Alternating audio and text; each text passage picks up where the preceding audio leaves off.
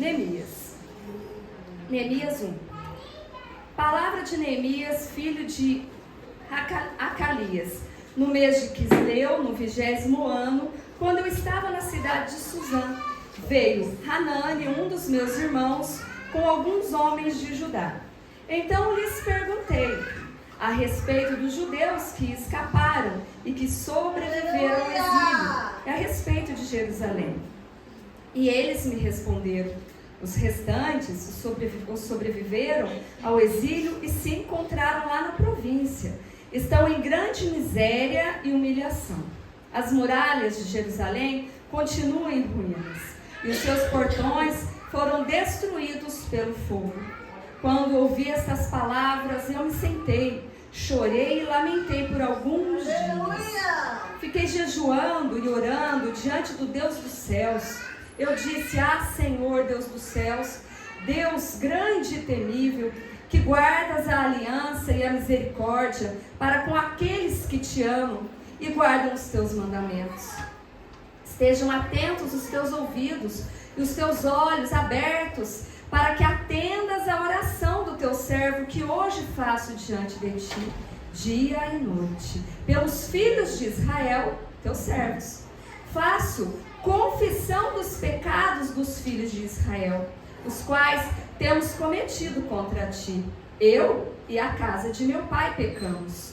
Temos procedido de forma totalmente corrupta contra ti, e não guardamos os mandamentos, nem os estatutos, nem os juízos que ordenaste a Moisés, teu servo. Lembra-te da palavra que ordenaste a Moisés, teu servo, dizendo: se vocês forem fiéis, eu os espalharei entre os povos. Mas se vocês se converterem a mim e guardarem os meus mandamentos e os cumprirem, então ainda que os seus desterrados estejam nos lugares mais distantes da terra, de lá os ajuntarei e os trarei para o lugar que escolhi para fazer habitar o meu nome. Estes ainda são teus servos e o teu povo, que resgataste com teu grande poder e com a tua mão poderosa. Senhor, estejam atentos teus ouvidos à oração do teu servo e à oração dos teus servos que se agradam de temer o teu nome. Faze com que o teu servo seja bem sucedido hoje e encontre misericórdia diante desse homem. Nesse tempo eu era copeiro do rei. Até aí por enquanto. Depois nós vamos falar outra parte. Irmãos, Neemias, como a gente viu, o livro ele começa falando que ele está lá na cidadela de Suzã. Então, irmãos, esse período era o período pós-exílio. Então, todos sabem que o povo tinha desobedecido, como na própria oração, de Neemias. O povo tinha desobedecido e por conta da desobediência do povo, eles tinham sido exilados. Eles foram ser escravos lá em Babilônia, com o rei Nabucodonosor. Passou-se o rei Nabucodonosor, veio o rei Dario, e as coisas começaram a mudar. E o exílio ele tinha um tempo de 70 anos. E quando o rei Dario começou, ele não tinha essa visão de escravizar, os persas não tinham essa visão de escravizar o povo, levando para a cidade deles. Eles queriam dominar a cidade dos povos, para que eles pudessem governar tudo. Essa era a visão dos povos persas. Então, com isso, o próprio rei Dario, ele começou a liberar os povos para poder voltar para as cidades que eles tinham vindo, no caso, Jerusalém. Então, o que aconteceu? O povo começou a voltar, assim como a palavra de Deus tinha dito. Se eles se arrependessem, eles poderiam estar em qualquer canto que Deus os traria de volta. E a gente sabe que até hoje tem judeu voltando para Israel. Então as promessas de Deus começaram a se cumprir ali. Então ele teve três voltas. Quando eles foram ser escravos, foram 3 vezes também. Foram buscar eles 3 vezes. E quando eles foram voltar, também voltaram em 3 etapas. Então a primeira etapa que voltou com Zorobabel. Então Zorobabel, ele tinha que reconstruir o templo. Ele voltou com essa função, então ele levou um povo para começar a reconstrução do templo. Só que quando chegou lá, a cidade de Jerusalém estava habitada. Porque não foram todos que foram cativos. Ficaram lá alguns,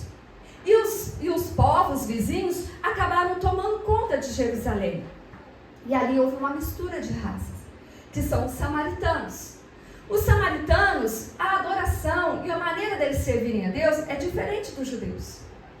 Então, quando eles chegaram, os judeus vieram com Zorobabel nessa primeira etapa, eles começaram a arrumar confusões para que o povo judeu não ficasse ali, porque eles falaram, agora vai ser difícil, como que nós vamos fazer? Ali eles tinham construído as sinagogas, eles serviam nas sinagogas, porque não tinha tempo. Aí o que eles fizeram? Eles desanimaram o povo. E acabaram escrevendo para o rei, né? Falando mal do povo. Ó, o povo está aqui, ó, mas se eu fosse o senhor, tomava cuidado. Eles estão aqui, mas eles não querem, eles querem construir o templo para que eles parem de pagar os impostos. Olha, vocês vão ter problema com eles. Então, o que aconteceu? O próprio rei escreveu cartas e proibiu a reconstrução. E isso os povos desanimaram. Os sacerdotes que estavam ali, os povos desanimaram. O que eles fizeram? Foram viver a vida deles. Foram plantar, foram colher e viver a vida deles. Aí houve uma segunda leva, que foi com Esdras. E quem já ouviu lá no livro de Esdras foi, e ele conseguiu vencer o obstáculo e começou a construir o templo. Só que ele construiu, mas não tinha reconstruído os muros nem as portas. E para uma cidade naquela época que não tinha muro, era uma cidade sem poder. Uma cidade que estava desprotegida. Os muros significava a fortaleza, a proteção. Então eles tinham mais confiança nos muros do que no próprio Deus, né? Era isso que estava acontecendo na época. Mas isso era o costume. Quem conhece a história de Jericó sabe as muralhas. Então, quanto maior, mais forte as muralhas, mais poder, mais proteção o povo tinha. Aleluia! E com isso Esdras fez o que ele tinha que fazer e parou. Aí a gente chega em Neemias. Então Neemias estava lá em Suzã. Tudo indica que Neemias nasceu no exílio. Ele não tinha vindo de Jerusalém, né? Ele nasceu ali no exílio. Mas, pelo que nós lemos aqui, mesmo ele estando lá no meio de povos pagãos, ele tinha uma vida com Deus, né? E ele fala aqui que ele era copeiro do rei. Aí a gente fala, copeiro, empregado lá. Não, irmãos. Ele tinha um lugar de destaque. Ele estava próximo ao rei. Ele tinha liberdade de falar com o rei. Ele ia lá e servia o rei. Ele era um homem de confiança. Por quê? Porque o rei só tomava aquilo que ele levava. O rei só comia aquilo que tinha passado pelas mãos dele. Olha o tamanho da responsabilidade desse homem e da confiança que ele tinha do rei. Porque naquela época eles queriam matar, né? Sempre queriam matar os reis. E como que eles faziam? Envenenando a comida. E por isso tinha que ter alguém de confiança. Então ele era copeiro do rei. Ele era chegado de rei. Só que segundo a palavra, né, ele vem falando aqui, né, que ele estava lá e de repente veio Anani, que era um dos irmãos dele, com alguns homens de Judá. E quando Anani chegou, ele foi ao encontro dele e perguntou para ele: como estão os povos, aqueles que não estão aqui em Babilônia, aqueles que ficaram lá, ou aqueles que já voltaram para lá? Porque sabemos que quando o povo foi liberado para ir embora, alguns não quiseram, porque já tinham construído seus negócios, já tinham acostumado ali com Babilônia, então muitos não voltaram. E ele perguntou. Então, irmãos, quando a gente pergunta, normalmente a gente quer ouvir a resposta. Ou às vezes a gente fala assim: oi, tudo bem, como é que você está? Mas não quer nem ouvir, né? Porque se a pessoa parar e for contar a vida dela e falar: eu perguntei só por educação, agora vai contar a vida dela inteira para mim. Meu Deus. Não é assim? Mas ele perguntou. Então, se ele perguntou, ele queria ouvir. Ele estava interessado. Aí veio a resposta. Então Anani foi falar para ele, falou: olha, O povo que está lá, olha, está muito difícil, porque eles estão em miséria e humilhação. Aleluia! Né? Eles não têm o templo para adorar, não tem as muralhas para proteger. Lá nós temos os povos, os samaritanos, que oprimem eles. Está muito difícil lá, nem parece a nossa Jerusalém. Nossa, e ele se lamentou ali e contou a dificuldade do povo. Aí Neemias falou, tá bom. Então tá bom, obrigado. Não, moça. Ele não virou as costas. Aleluia! Quando ele ouviu, a palavra disse que ele chorou. Ele se entristeceu. Ele sentiu a dor do povo que estava lá. Ele se importou com aqueles que estavam lá. Aleluia! E ele só chorou? Não. Ele começou a orar, e jejuar, e interceder. E aqui a palavra diz que ele começou a confessar os pecados do povo. Nem era ele. Problema do povo. Não. É isso que é a família, é a preocupação, é orar um pelos outros, é se preocupar. Se você não está bem, se o seu irmão não está bem, você também não. Se nós somos um corpo, como eu posso estar aqui comendo de tudo, do bom e do melhor do reino? Eu estou aqui vivendo super bem, se os meus irmãos estão lá sofrendo. E foi isso que Neemias sentiu. Foi esse sentimento que ele teve. Eu tenho que fazer alguma coisa porque eles são o meu povo. Eles precisam de alguma coisa. Ele confessa o pecado que não é dele. E ele vem falando para Deus, olha, nós estamos errados, nós pecamos, meu pai pecou, eu também pequei, Senhor. Não é o Senhor. O Senhor cumpriu aquilo que o Senhor já tinha falado. Se vocês não andarem por esse caminho, se vocês não fizerem isso, eu vou espalhar vocês. E quantas vezes não é assim com a gente? Deus fala, não faz. A palavra está falando, não faz. A palavra está falando, repreende. A palavra está falando, se converte. A palavra tem falado aqui muito de oração, de jejum, de perdão. O Senhor está falando. Aleluia. E não foi uma, não foi duas, não foi três. Só hoje falou várias vezes. Falou no início, falou no louvor, falou na oração. E agora está falando de novo.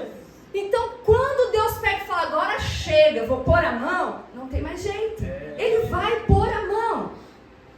E foi isso que aconteceu com o povo. E era isso que Neemias estava confessando. Eu sei a tua grandeza, Senhor. Eu sei que o Senhor fez, porque o povo se desviou. Mas o Senhor também disse que se a gente se arrepender, se a gente mudar, se a gente se voltar para o seu caminho, o Senhor vai ouvir a nossa oração. O Senhor vai nos sarar, o Senhor vai mudar a nossa rota, o Senhor vai nos abençoar. Então, Senhor, eu estou aqui. Ele falou para Deus, eu estou aqui disposto, eu estou me colocando à disposição. Só que tinha um porém. Por que ele fala, eu sou copeiro do rei? Ele não era dono dele. Ele serviu o rei, ele era... Não era empregado, que ele falava, eu vou pedir a conta, sabe? O senhor dá as contas aí, me manda embora, libera meu fundo de garantia, tá? Porque eu preciso ir embora. Não. Ele não era, ele não tinha essa liberdade. Então ele orou e jejuou, para que antes de mais nada, Deus fizesse por ele. Ele entregou nas mãos de Deus. E pelo estudo que eu fiz, deve ter sido, até ele conseguir falar com o rei, deve ter sido em torno de 4 meses. 4 meses, irmãos. Ele fazendo a sua parte, orando, jejuando, pedindo a Deus. Então, quando ele fala aqui, né? Senhor, estejam atentos os teus ouvidos, a oração do teu servo, a oração dos teus servos que se agradam de temer o teu nome. Faz com que o teu servo seja bem sucedido hoje e encontre misericórdia diante desse homem. Para ele poder falar com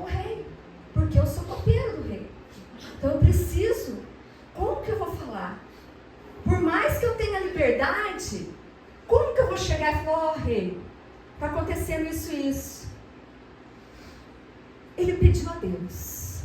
E Deus nunca falha, irmãos. Então, quando nós tivermos qualquer decisão, qualquer coisa para fazer, oração, jejum, direção de Deus. Ah, mas é uma lei. Ele muda a lei. Ele muda. Deus faz. Pode passar o tempo que for. Deus faz. Amém. Então ele ficou esperando o momento. E aqui em Neemias capítulo 2 diz assim: no mês de Nisan, no 20º ano do reinado de Artaxerxes, que era o rei que estava na época, uma vez posto o vinho diante dele, eu peguei e ofereci ao rei. Ora, nunca antes eu tinha estado triste diante dele. Então o rei me disse: por que o seu rosto está triste, se você não está doente? Isso tem de ser tristeza do coração. Então fiquei com muito medo. Então chegou o momento, ele foi servir o rei. O rei observou: ó, você está triste. O que está acontecendo? Se você não está doente, só pode ser problema do coração. Deus preparou o momento. Ele teve a abertura e o momento dele falar. Ele teve medo, mas mesmo assim, ele falou. Porque eu... Então fiquei com muito medo e lhe respondi, mesmo com medo. Ele respondeu: que o rei viva para sempre. Como não estaria triste o meu rosto? Se a cidade onde estão sepultados os meus pais está em ruínas e os seus portões foram queimados? E o rei me diz: o que você me pede agora? Irmãos, ele só falou: como eu não vou estar triste? Nossa, estou com um problema lá em casa. Olha, eu tenho uma familiar que está doente, meu marido está desempregado, e tem isso, tem aquilo. Ah, tá bom, beleza então. Não, irmãos, o rei deu oportunidade para ele. O que você me pede agora? Aí chegou a hora. Deus preparou. Então orei ao Deus dos céus e disse ao rei. Ele fez aquela oração de falar: Jesus, agora é com o Senhor. Senhor, agora o Senhor move aí. Move, porque eu vou falar, que o Senhor fale na minha boca aí, para que eu não fale nada que vai sair daquilo que o Senhor quer. Se for do agrado do rei, e se este seu servo encontrou favor em sua presença, peço que o rei me envie a Judá, a cidade onde estão os túmulos dos meus pais, para que eu a reconstrua. Então o rei, que tinha a rainha sentada ao seu lado, me perguntou: quanto vai durar a sua ausência? Quando você voltará? Você vai, mas você vai voltar? Quanto tempo? O que você precisa? Tem horas que o Senhor pergunta para a gente. É a hora de nós aproveitarmos e falarmos: Senhor, eu preciso assim, assim, assim. Senhor, eu preciso para tanto tempo. Quando o Senhor nos pergunta, nós temos que falar. Então o rei, quanto vai durar? Marquei certo prazo. E o rei se deu por satisfeito e me deixou ir. Eu ainda disse ao rei: irmãos, então ele marcou um tempo. O rei se agradou: não, tudo bem, pode ir. Aí, irmãos, que chega a hora. Como que eu vou reconstruir lá? Como que nós vamos construir, né, pastor? Nós não temos cimento, nós não temos tijolo, nós não temos mão de obra, nós não temos nada. Como que eu vou reconstruir lá? Né? Deve ter passado isso dentro dele. Se for do agrado do rei, que ele me dê cartas para os governadores da região do outro lado do Eufrates, para que me permitam passar e entrar em Judá. Primeira coisa que ele pediu: me dá referência, me dá uma carta, porque lá eles têm uma ordem que não pode ser feito nada, tal. Então eu vou ter perseguição lá, vou ter meus problemas. Então o Senhor me dá uma carta de recomendação para que eu possa passar. Esse foi um dos pedidos. E também uma carta para Asaf, guarda das florestas do rei, para que me dê madeira para as vigas dos portões da cidadela do templo, para as muralhas da cidade e para a casa em que deverei me alojar. Aí ele pediu a madeira para fazer a casa que ele ia alojar, para fazer a reconstrução. Então chegou a hora dele começar a pedir. E ele pediu. E ele começou a falar com o rei. E o rei me deu o que eu pedi. Porque a mão bondosa do meu Deus estava sobre mim. Aí era hora de glorificar a Deus. Nossa, eu consegui. Nossa, como eu sou bom. Olha, eu sou assim com o prefeito, então eu consegui algo. Olha, eu sou assim com o presidente. Ele não falou isso, eu sou assim com o rei, por isso que eu consegui. Não. Ele falou o quê? Porque a mão poderosa, bondosa do meu Deus estava sobre mim. Ele reconheceu que tudo que ele conseguiu ali foi porque a mão de Deus estava sobre ele. Glória a Deus. Irmãos, Neemias foi um homem que nós devemos imitar. E ele é um homem que tipifica Cristo. Ele recebeu a visita de Ananias, como nós já falamos. Ele orou, ele jejuou. Ele estava conectado com o propósito que Deus tinha colocado para ele. Assim como o próprio Cristo. Cristo, quando veio, eles também estavam conectados com o propósito ao qual Deus tinha enviado ele.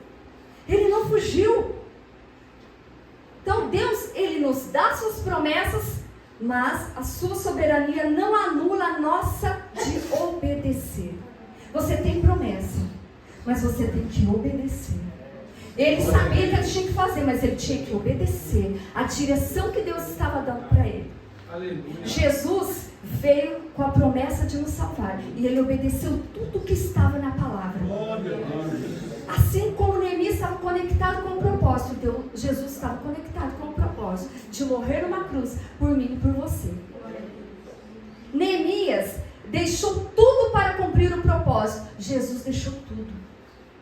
Neemias deixou todas as regalias que ele tinha para ele poder ir lá e enfrentar problemas. Porque ele enfrentou problemas, ele enfrentou perseguições lá. Jesus também. Ele deixou a sua glória para ele vir cumprir o propósito aqui e morrer na cruz por nós. Mas ele não abandonou. Ele não desistiu. Quando ele foi perseguido, quando ele foi humilhado, quando ele apanhou, quando ele foi crucificado, ainda assim ele intercedeu pelos que estavam crucificando ele. Neemias recebeu cartas para realizar seu trabalho. Jesus recebeu todo o poder para que ele pudesse operar milagres, curas, libertação na terra. Neemias era um homem de oração. Jesus também. De oração, de jejum, de exemplo. Tudo que Neemias ia fazer, ele colocava em oração para Deus dar direção. Tudo que Jesus ia fazer, ele orava ao Pai. E ele nem precisava. Porque ele é o próprio Deus. Mas ele deixou isso para mostrar para mim e para você que nós não conseguimos nada se a gente não colocar aos pés do Senhor. Porque ele vai dar direção e ele vai tirar tudo que nos atrapalha. Mas se nós obedecermos. Neemias cumpriu o seu propósito. Jesus cumpriu o seu propósito. Jesus morreu numa cruz. Por quê? Por mim e por você. Glória. Neemias, antes mesmo dele começar a sua obra, ele chegou lá em Jerusalém. Primeiro ele foi conhecer o espaço. Ele foi conhecer. Ele foi ver o que tinha. Ele foi conhecer tudo para que ele pudesse planejar diante do Senhor. Jesus também, ele andou em tudo. Ele andou em tudo para conhecer os povos, para ensinar o Evangelho, para mostrar e dar oportunidade para todas as pessoas, incentivando elas a adorar ao Senhor, a se converter, a se arrepender. Neemias não era profeta, não era sacerdote, nem rei. Ele era um homem comum. Ele era um homem comum. Ele não tinha força sobrenatural. A força sobrenatural que tinha era o Senhor agindo através da vida dele. Ele não era um super-homem. Ele era um homem como eu e como você. Como ele conseguiu? Obedecendo, orando, jejuando. Ele chamou para ele a responsabilidade de restaurar a cidade que amava. Irmãos, nós temos que chamar para nós a responsabilidade de orarmos pelo nosso país. Nós temos que entender que quando acontecem coisas, não é para o povo lá fora. É Deus tratando com o seu povo. Porque Deus, ele tem compromisso com o seu povo. É a oração do seu povo que ele ouve. Então nós temos que chamar para nós a responsabilidade de intercedermos pelo nosso país. Porque Deus, ele pode mudar tudo. Lá em Jerusalém estava destruído. Deus levantou um homem. Deus moveu os outros povos que estavam lá desanimados. O Senhor animou o povo a ajudar Neemias. O Senhor preparou todas as coisas para que os muros fossem reconstruídos. Então não é diferente com o nosso país. O país pode estar do jeito que for. Se nós orarmos, chamarmos para nós a responsabilidade, nos convertermos, mudarmos, orarmos, entregarmos e ouvirmos a direção de Deus, Ele vai levantar pessoas, Ele vai restaurar, Ele vai levantar o nosso país. E o exemplo disso é Neemias.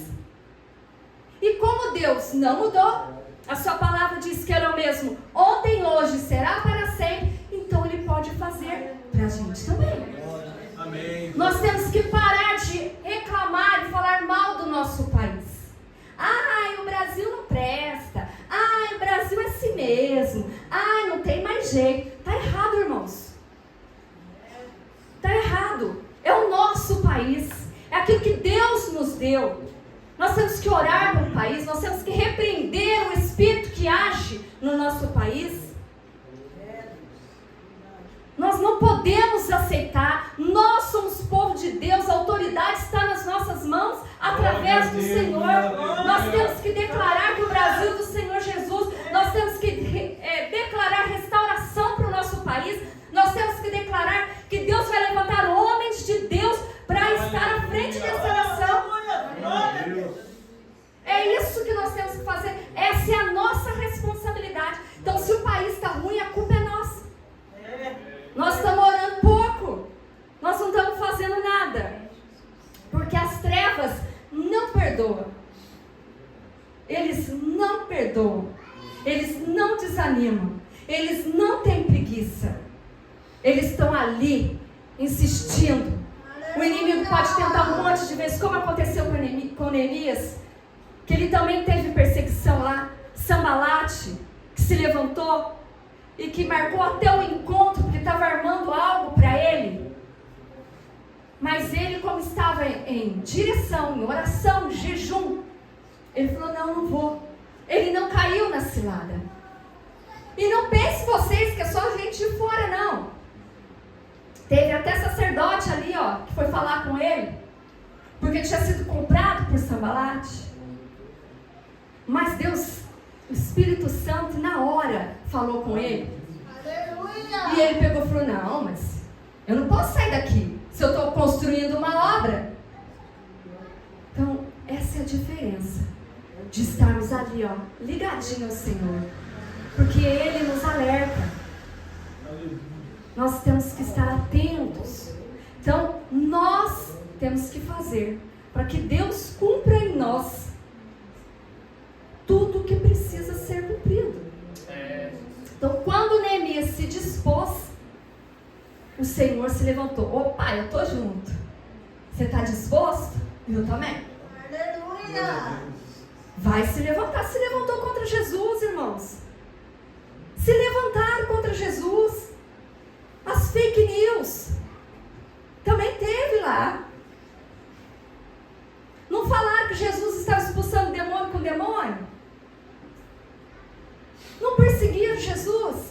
O próprio Satanás não foi lá tentar Jesus? Você acha que com a gente não vai acontecer?